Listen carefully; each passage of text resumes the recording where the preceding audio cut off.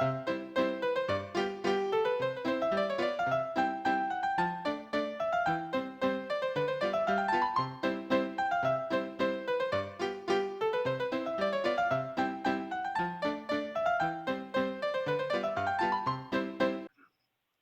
you, Lon, for allowing me to interview you on your latest project, the Bushman documentary. Okay, great. Lon, this DVD appears to be the third leg of a trio of Bushman projects you have done. A book with your wife, Debra, an audio collection, and now the DVD. Was there a grand plan involved, or did each project build on the previous one? I think that would be a perfect way to put it. Each project built on the previous one. We actually started the Bushman book decades ago. We started, my wife and I, we weren't married at that time. We started researching in 1981. And during that time, she and I actually fell in love. And we've always attributed that to Mr. Bushman. So we have a great personal link with him forever. The book, yes, the book that we did, King of the Movies, Francis X. Bushman, was done with the tremendous assistance of Mrs. Bushman. That was Francis's last wife. He was married 4 times. I was a very dear friend of Beverly Bain, who was his second wife, and she just hated the man. Her memory of him was nothing good at all. But Iva Bushman, his widow, idolized him, and she was determined to keep his name alive, and we wanted to help her. We wrote the book very much with her assistance. We had audio tapes that she had given to us that he had made, about 8 hours, I think it was, of audio tapes. She gave us his unpublished memoir. She gave us stills that had never been published. It was incredible, the access that we had. And of course, we had to earn it. I mean, it was a process, but it was a very rewarding experience. Unfortunately, the book itself, once we had completed it in 1983, no one would touch it. Publishers in those days really weren't interested in publishing books on silent films for the simple reason that too few people were familiar with them. It has taken the video revolution, DVDs, Turner Classic Movies, and various other things, Niles, Essanay Silent Film Museum, as one of the components that has made silent films a greater study than they've ever been. More people, young people, seem to be interested in this. Well, that gave us an in. About 10 years ago, I think it was, or more, we actually had our book finally published by Bear Manor Media, which is a small company that is dedicated to preserving the memories of actors, writers, everybody from another time. And whether it's radio or film or television, they publish books on people who have never had an opportunity to get their word out. And as great a star as Francis X. Bushman was, he, during his lifetime, was not able to get his memoir published. And then, of course, we had to wait 35 years or something before we were able to get it published as well. Maybe not quite that long, but anyhow, we got the book out, and that was marvelous. The second project that you mentioned, the audio documentary, that was done because we had these tapes, and for many years they were mislaid. We found them in my wife's parents' storage unit after they had passed away, and we cleaned it out. And I thought, maybe we should do something with these tapes, because it was amazing to me that they were still good after all that time being in storage. So we decided, with the help of an editor by the name of Barry Thompson, to put together an audio documentary. It was a 2-hour program, and it was Mr. Bushman telling his story in his own words from the time he was born up until 1957 when the tapes were made. We finished that project, and we thought this will be a perfect thing to be able to distribute, sort of as it was an audio book, you might say, of the book itself. It was our way of doing it. Instead of just reading every single page of our book, we had been asked, would you like to do an audio book? So this is our attempt at doing something different.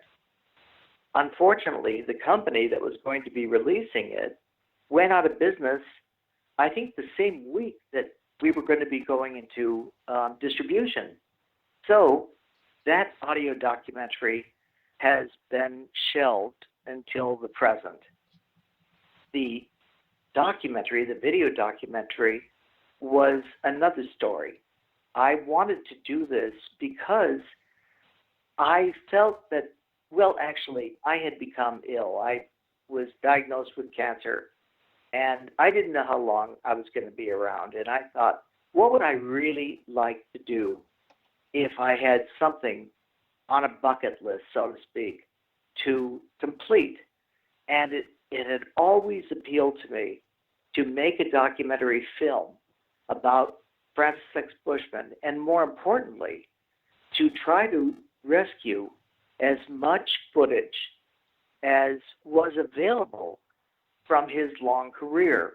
As we all know, 80% of all silent films no longer exist due to nitrate decomposition and neglect from studios.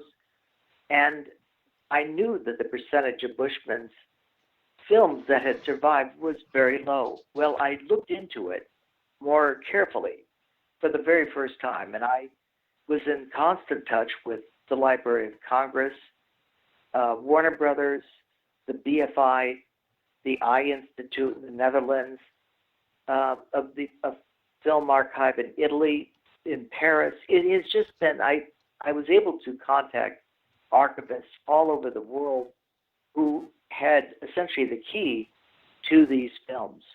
And finally, when it was over, I had accumulated quite a bit of footage that had never, ever been seen by the public, at least not since the films were originally released. Some go back as far as 1913, others are from the 20s, and there was also television footage, and there was radio footage, thanks to Larry Tellos.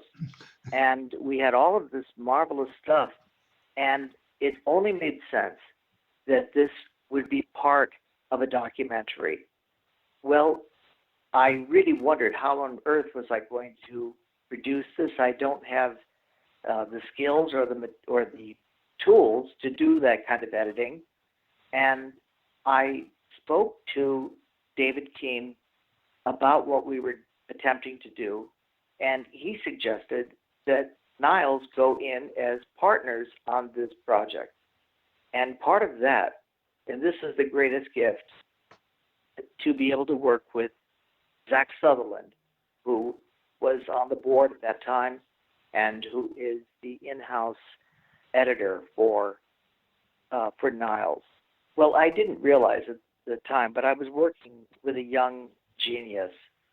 The kid he's not a kid, he's in his mid-30s, but that's kind of a kid to me. But at the same time, he's a very bright and very good filmmaker. He and I discussed the way we wanted it to be. I had written a script with my wife, and so we knew the sequence that we wanted to show, the footage and whatnot. And Zach, in the meantime, was beautifully restoring all of the footage that we had obtained, that much of it from 35 millimeter nitrate prints. And so we thought, we have a perfect situation here now to be able to show this. It took a long time to get everything together. We've also had other aspects to it that have been involved.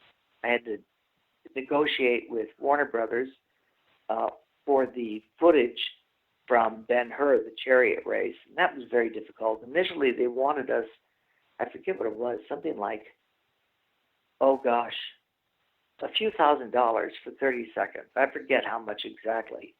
And using all of the charm that I picked up as a nightclub comic many years ago, I was able to get the price down to about $500.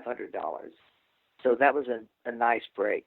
And so we have the footage, and we've also, the Bob Hope estate gave us footage of Mr. Bushman on a Bob Hope special from 1957, I believe it was. Even clips from the Beverly Hillbillies and clips from some of the science fiction movies that Mr. Bushman was in late in his career. We have all of this amazing rare footage, and of course, the crux of it is the films that he made during his silent film career, including in the diplomatic service, which was shot in Washington, D.C., directed by Mr. Bushman, and even features his Marmon automobile, which was custom made for him with his initials on the grill. Well, Deb and I have been thinking about that car for the past 40 years or so because we've read so many accounts with it, and we've, of course, included that information in our book. But we never thought we'd actually see it. And thanks to the power of film, we were able to see Mr. Bushman in his car and actually see the initials on his grill. I think one of the greatest things about Francis X. Bushman, from a tangible standpoint, that Deb and I were able to be around was the winged helmet that he wore as Masala in the original 1925 Ben-Hur. That was really something. Unfortunately, that ended up in private collectors' hands, but we were able to help Iva to get the armor that he had worn and a huge painting of the oil painting of Mr. Bushman as Masala to the Smithsonian Institution, and hopefully someday that will be displayed.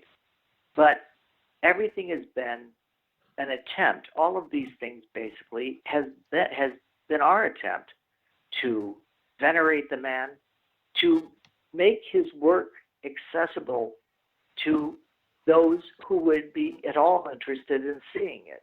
We want his name to live on in the same realm as other such great silent stars as Rudolph Valentino and John Gilbert and Charlie Chaplin and whomever. It's very, very important, though, for people to be able to see something tangible, and that's what we have done with this project.